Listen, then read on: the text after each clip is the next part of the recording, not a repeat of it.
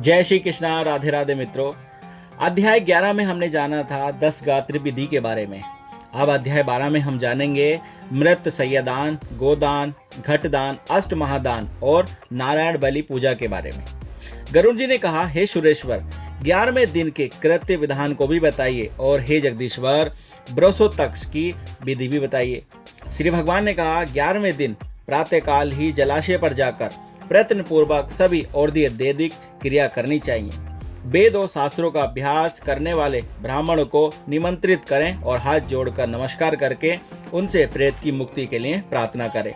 आचार्य जो स्नान संज्ञा आदि करके पवित्र हो जाएं और 11वें दिन के लिए उचित कृत्यों का विधिवत विधान आरंभ करें। 10 दिनों तक मृत के नाम गोत्र का उच्चारण मंत्रोच्चारण के बिना करना चाहिए।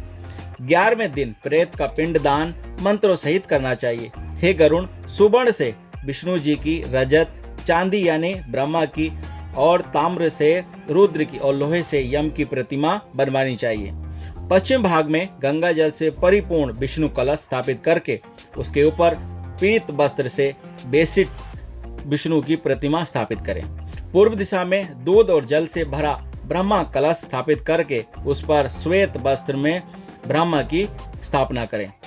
उत्तर की दिशा में मधु और धृत से परिपूर्ण रुद्र कुंभ की स्थापना करके रक्त वस्त्र श्री रुद्र की प्रतिमा को उस पर स्थापित करें। दक्षिण दिशा में इंद्रदक यानी वर्षा के जल से परिपूर्ण यम घट की स्थापना करें और काले वस्त्र में बेसिट करके उस पर यम की प्रतिमा स्थापित करें। उनके मध्य में एक मंडल बनाकर उस पर पुत्र कुश से निर्मित कुशमय प्रेत की प्रतिमा स्थापित करें और दक्षिणा विमुख एवं अपसेय होकर तर्पण करें। विष्णु, ब्रह्मा, शिव और धर्मराज यम का वेद मंत्रों से तर्पण करें। तब होम करने के अनंतर श्राद्ध और 10 घट आदि का दान करें। तदनंतर पितरों को तारने के लिए गोदान करें। गोदान के समय, हे माधव, यह गौ मेरे द्वारा आपकी प्रसन्नता के लिए दी जा रही है, इस गोदान से आप प्रसन्न हो में, ऐसा कहें।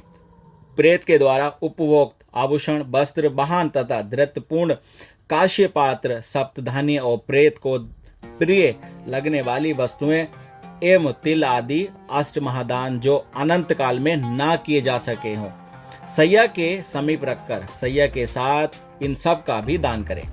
ब्राह्मण के चरणों को धोकर वस्त्र आदि से उनकी पूजा करें और मोदक, पुआ, दूध आदि पकवान उन्हें प्रदान करें।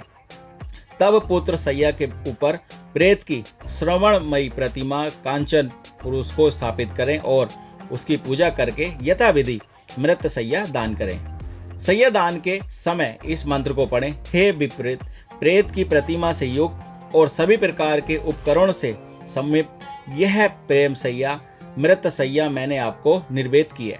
इस प्रकार पढ़कर कुटुंबिनी ब्राह्मण आचार्य को वह सैया दान कर देनी चाहिए। इसके बाद प्रदक्षिणा और प्रणाम करके विसर्जन करनी चाहिए। इस प्रकार सैयादान, नवक आदि श्राद्ध और बृहस्पति का प्रदान विधान करने से प्रेत परम गति को प्राप्त होता है। 11वें दिन विधि पूर्वक हींग अंग वाले रोगी अत्यंत छोटे बछड़े को छोड़कर सभी शुभ लक्षणों से युक्त वृषक का विधि पूर्वक उत्सर्ग करना चाहिए। ब्राह्मण के उद्देश्य से लाल आंख वाले, पिंगल वर्ण वाले, लाल सींग, लाल गला और लाल खुंगराले, सफेद पेट और काली पीठ वाले वृषभ का उत्सर्जन करना चाहिए। क्षत्रिय के लिए चिकना और रक्त वर्णमाला, वैश्य के लिए पीत वर्णमाला और शूद्र के लिए कृष्ण वर्णमाला का वृषभ प्रशस्त कमाना चाहिए। जिस वृषभ का सभाग पिंगल वर्ण का हो तथा पूंछ और पैर सफेद हो, वह पिंगल वर्ण का वृषभ पितरों की प्रशंसा बढ़ाने वाला होता है। ऐसा कहा गया है कि जिस वृषभ के पैर, मुख और पूंछ श्वेत हो तथा शेष शरीर लाख के समान वर्ण का हो, वह नील वृष कहा जाता है। जो वृषभ रक्त वर्ण का हो तथा जिसका मुख और पूंछ पांडुर वर्ण की हो तथा खुर और सींग पिंगल वर्ण के हो, उसे रक्त नील वृष कहते हैं। जिस सांड के समस्त अंग और रंग के हों और पूंछ तथा खुर पिंगल वर्ण का हो, उसे नीलपिंग कहा गया। वह पूर्वजों का उद्धार करने वाला होता है। जो कबूतर के समान रंग वाला हो, जिसके ललाट पर तिलक भी आकृति हो और सर्वोक सुंदर हो, वह ब्रिभुवन नील वृषक कहा जाता है। जिसका संपूर्ण शरीर नील वर्ण का हो और दोनों नेत्र रक्त वर्ण के हो उसे महानील वृषभ कहते हैं। इस प्रकार नील वृषभ 5 प्रकार के होते हैं। वृषभ का संसार करके उसे अवश्य मुक्त कर देना चाहिए, घर में नहीं रखना चाहिए। इसी विषय में लोक में एक पुरानी गाथा प्रचलित है। बहुत से पुत्रों की कामना करनी चाहिए ताकि उनमें से कोई एक गया जाए तथा गोरी कन्या का विवाह कन्यादान करे या नील वृषभ का उत्सर्ग करे। जो पुत्र वृषों तक करता है और गया में श्राद्ध करता है वही पुत्र अन्य पुत्र विष्ठा के समान है। जिसके जो कोई पूर्वज रोरव आदि नरकों में यातना पा रहे हों, 21 पीढ़ियों के पुरुषों के सहित वृषोत्सक करने वाला पुत्र उनको तार देता है। स्वर्ग में गए हुए पितर भी इस प्रकार वृषोत्सक की कामना करते हैं। हमारे वंशज में कोई पुत्र होगा जो वृषोत्संग करेगा, उसके द्वारा किए गए वृषोत्संग हम सब परम गति को प्राप्त होंगे। हम लोगों को सभी यज्ञों में श्रेष्ठ वृषोक यज्ञ मोक्ष देने वाला है।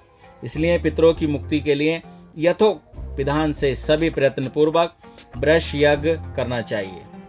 वृष यज्ञ करने वाले ग्राहकों को मंत्रों से स्थापना और पूजा करके होम करें तथा शास्त्र अनुसार वृषभ की माता गो को पूजा करें।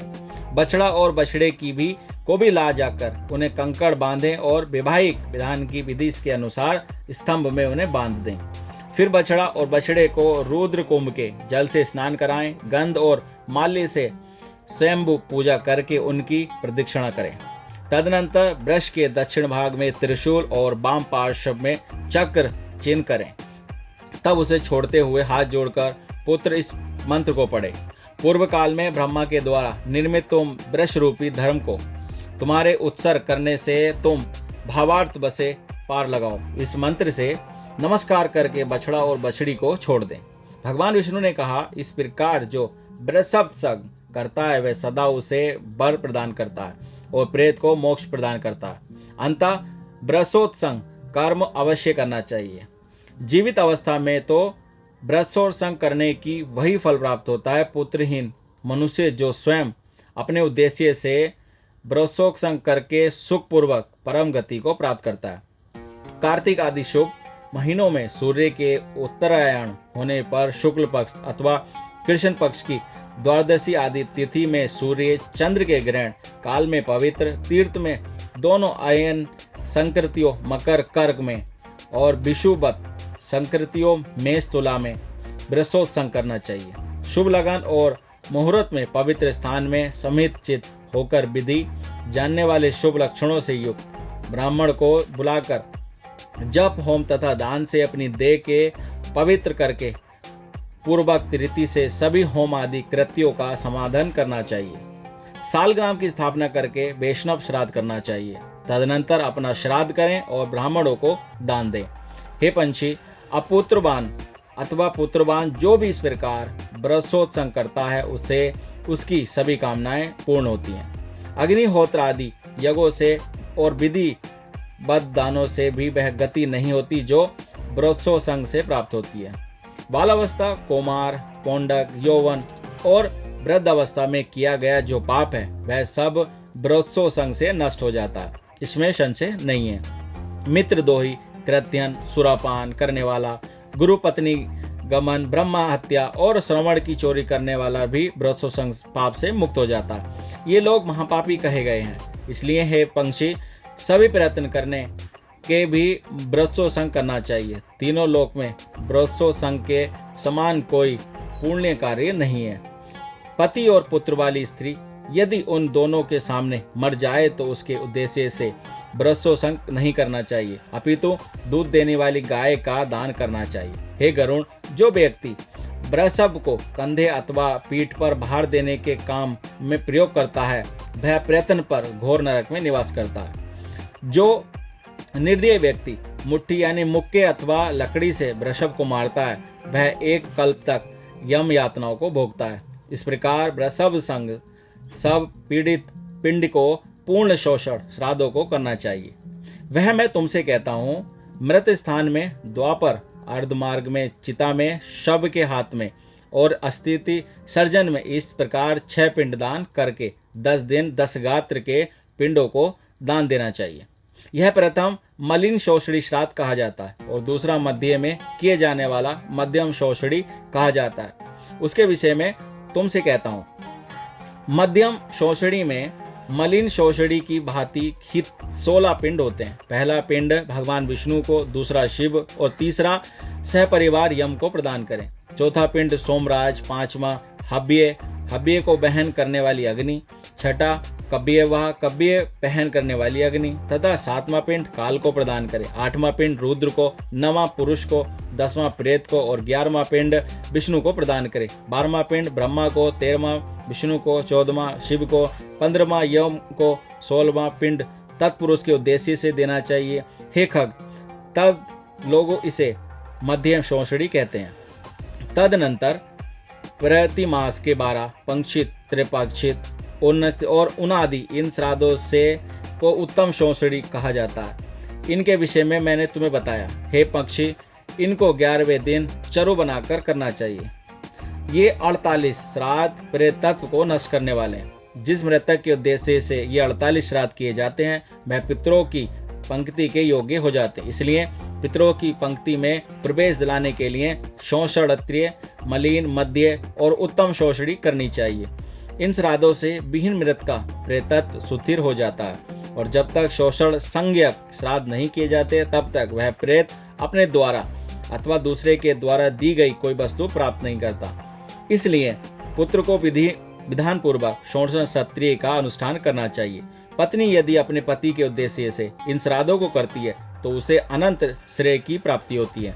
जो स्त्री अपने मृत पति के और्ध्य वैदिक क्रिया श्राद्ध या वार्षिक श्राद्ध तथा आंशिक श्राद्ध, महालय श्राद्ध करती है वह मेरे द्वारा सती कही गई है। जो स्त्री पति के उपक्रार्थ पूर्वक श्राद्धों का अनुष्ठान करने के लिए जीवन धारण करती है और मरे हुए अपने पति की श्राद्ध रूपी सेवा करती है वह पतिव्रता है और उसका जीवन सफल है। यदि कोई प्रमाद से आग से जलकर तथा जल में डूबकर मरता है उसके सभी संस्कार यथाविधि करने चाहिए। यदि प्रमाद से, स्वेच्छता से अथवा सर्प के द्वारा मृत्यु हो जाए तो दोनों पक्षों को पंचमी तिथि को नाग की पूजा करनी चाहिए। पृथ्वी पर पीठी से फण की आकृति बनाने वाले नाग की रचना करके श्वेत पुष्पों तथा सुगंधित चंदन से उसकी पूजा करनी चाहिए। धूप और दीप देने चाहिए तथा तंडुलों और तिल चढ़ाने चाहिए। कच्चे आटे का निवेद्य और दूध अर्पित करना चाहिए। शक्ति के अनुसार सुवर्ण का नाग और गो ब्राह्मण को दान करना चाहिए। तदनंतर हाथ जोड़कर नागराज प्रसन्न हो इस प्रकार कहना चाहिए। पुनः उन जीवों के उद्देश्य से नारायण बलि की क्रिया करनी चाहिए। ऐसा करने से मृत व्यक्ति सभी पापों से मुक्त होकर स्वर्ग को प्राप्त होता है। इस प्रकार संपूर्ण क्रिया करने पर 1 वर्ष अन्न और जल के सहित घट का दान करना चाहिए अथवा संज्ञा अनुसार जल के सहित पिंडदान करना चाहिए। इस प्रकार 11वें दिन श्राद्ध करके सपिंडीकरण करना चाहिए और सूतक बीत जाने पर सैयादान और पददान करना चाहिए। तो साथ ही ये था अध्याय 12। इस अध्याय 12 में हमने जाना पिंडदान, सैयादान और नारायण बलि की पूजा के बारे में। वीडियो पसंद आई हो तो वीडियो को लाइक कर दें और चैनल को सब्सक्राइब कर दें। चलिए मिलते हैं अध्याय 13 में। तब तक अपना ख्याल कर रखिए, सुरक्षित रहिए। जय श्री कृष्णा, राधे राधे।